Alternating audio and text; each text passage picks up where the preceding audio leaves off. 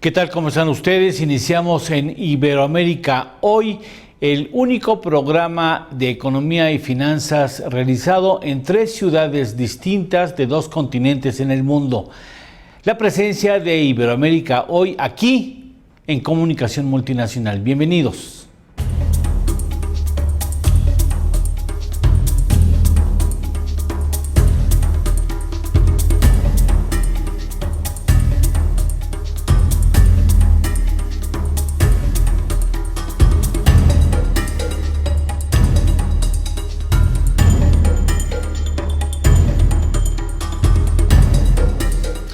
Estas son las principales noticias en Iberoamérica hoy. Sorpresiva renuncia del secretario de Hacienda y Crédito Público mexicano ocasiona caída del mercado bursátil y fuerte pérdida del peso ante el dólar. El Fondo Monetario Internacional estima que Canadá perdería el 0.5% de su PIB en caso de que no lograra entrar en vigor el acuerdo comercial con México y los Estados Unidos. Donald Trump informa que enviará al Congreso de su país el Tratado de Comercio con México y Canadá para el próximo mes de septiembre. El Banco Central Europeo reconoce la posibilidad de una baja en la tasa de interés de referencia. Presidente de Panamá inicia gira financiera en Nueva York para minimizar los efectos de la llamada lista gris. Panamá resulta el tercer país menos complejo para hacer negocios en Centroamérica. Tendremos también a nuestros analistas en España, Norteamérica y Centro y Sudamérica en Iberoamérica hoy. Resultados mixtos en los mercados de capitales y en el mercado de divisas aquí en Norteamérica. El índice Dow Jones concluyó la semana en las 27.010 unidades con un balance semanal negativo de 0.60%. Las acciones de empresas iberoamericanas mantuvieron la tendencia negativa con expresión porcentual semejante al comportamiento del índice. El tecnológico índice Nasdaq concluyó la semana con ganancias de 1.5% hasta los 8.192 puntos. El índice Standard & Poor's concluyó la jornada semanal con un avance marginal de 0.13% hasta los 2.996 puntos. El peso mexicano perdió en la semana 40 centavos ante el dólar, luego de una jornada caótica marcada el pasado martes por la sorpresiva renuncia del secretario de Hacienda, Carlos Ursúa. Arturo Herrera, subsecretario en el despacho, es la persona propuesta para suceder al ministro de Hacienda. El peso terminó la semana en una paridad de 18.90 al mayoreo y 19.25 al menudeo en ventanillas bancarias. En otras noticias relevantes, ahora que Canadá está por definir la ratificación del Tratado de Libre Comercio con Estados Unidos y con México, el Fondo Monetario Internacional ha estimado que en caso de no concretar el proceso, pudiera llegar a perder hasta medio punto porcentual su Producto Interno Bruto.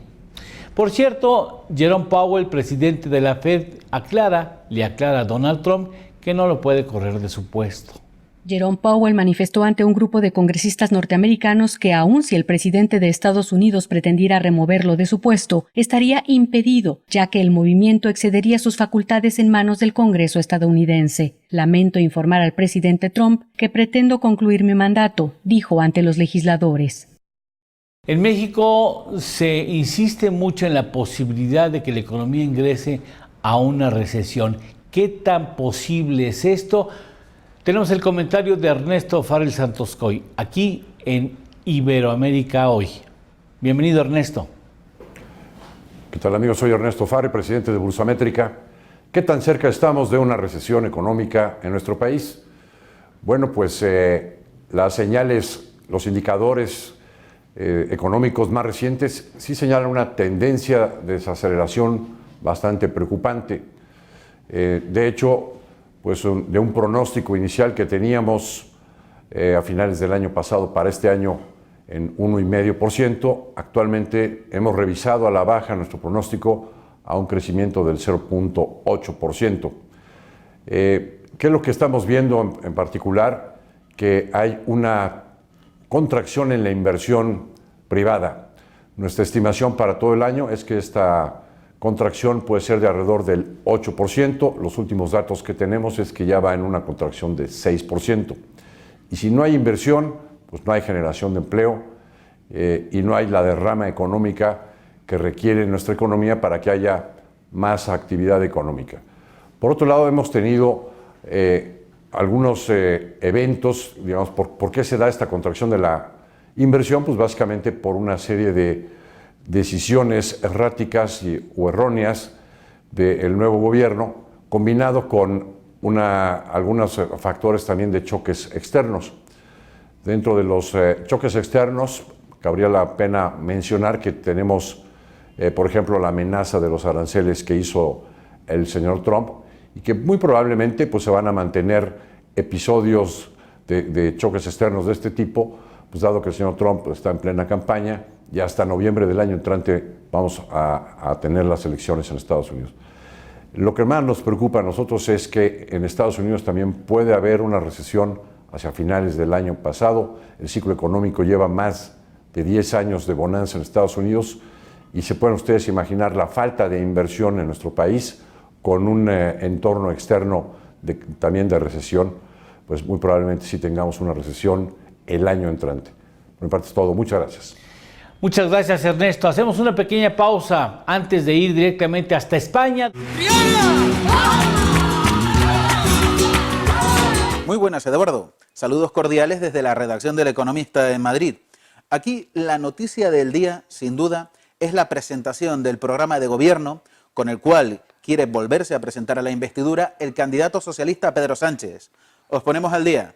Pedro Sánchez, presidente en funciones todavía del gobierno, se presentó a las elecciones y las ganó, pero no tiene suficientes apoyos o escaños como para mandar con mayoría absoluta. Para ello necesita el apoyo de varios partidos, entre ellos el Unidas Podemos, liderado por Pablo Iglesias. Es en este sentido y en esta clave con la que ha presentado un programa de gobierno con muchas referencias a las propuestas que ha hecho el Partido Morado. ¿Cuáles son las más importantes? Como no, la derogación de los aspectos más lesivos de la reforma laboral del año 2012 que ejecutó Mariano Rajoy. Pero hay más guiños. La reforma del despido objetivo, una reforma del sistema fiscal o del sistema tributario en España para que las rentas más altas paguen más impuestos, así como las grandes empresas. En este contexto, también se contempla la aprobación de dos nuevos impuestos. Por un lado, la tasa Tobin y también la tasa Google, que es la que molesta tanto a Estados Unidos porque gravará a las grandes empresas como Facebook, Google, todas de origen estadounidense. Pero no son estos los únicos cambios que propone su programa de gobierno. Reforma del sistema de pensiones, propuestas en dependencia, ingreso mínimo vital. ¿Será esto suficiente para convencer a Pablo Iglesias? ¿Quién sabe? Por lo pronto hay una nueva propuesta que suma Pedro Sánchez.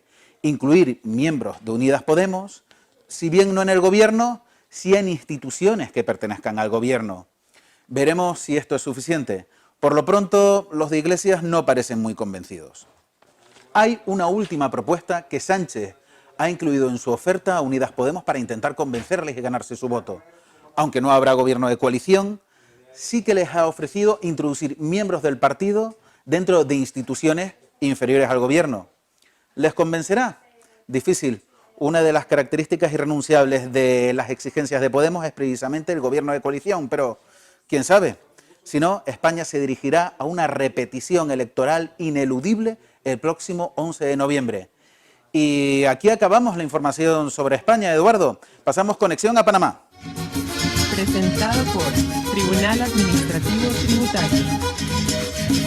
Desde Panamá, Ian Madeleine Lara, del Diario Financiero, presenta una entrevista con Raúl Molina sobre el Gafi y la posición de Panamá en el combate al lavado de dinero.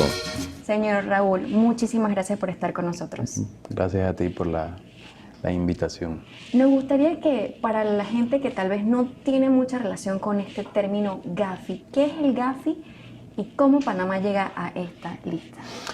A ver, el Gafi es el Grupo de Acción Financiera Internacional, es un organismo que es parte de la OCDE, que es la Organización para la Cooperación y Desarrollo Económico. Y el objetivo del Gafi es evitar y perseguir, prevenir el lavado de activos proveniente de narcotráfico, terrorismo, armas de destrucción masiva y cualquier otro delito en el cual se pueda obtener un exceso de liquidez que amerite el blanqueo de esos capitales. Eso es lo que en teoría es el Gafi.